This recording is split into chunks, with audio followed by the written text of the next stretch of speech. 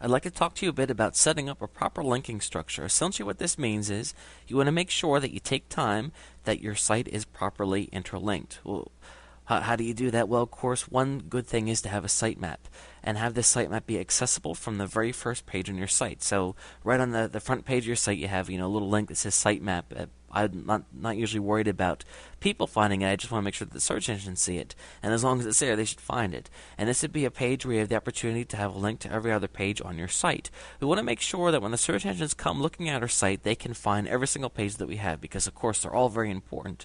I also want to make sure that pages that I deem even more important are highlighted more on my site. So if I have a couple pages that are the most important, maybe I'll have them in a column on the right-hand side.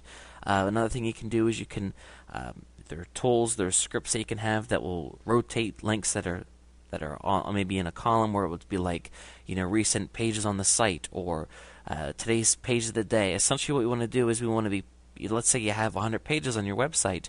A visitor comes through and the search engines come through. They're not necessarily going to hit every single page. So you want to continue to give them opportunities to find them.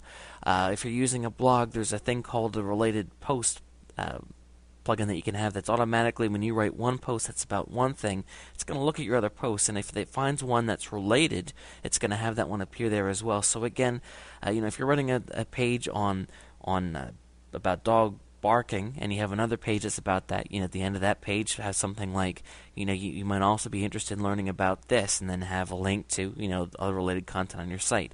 Again, the more you can do to link your site together, the more evenly everything's going to be distributed as you go about promoting your page, your sites. Of course, a lot of people promote and get links to the home page of their site, and the problem is that if you have pages that aren't linked to properly, then of course the link juice that you get pointing to your main page isn't going to be properly pushed through your site. So again, the more linking you can have in a way that makes sense, the better off you're going to be.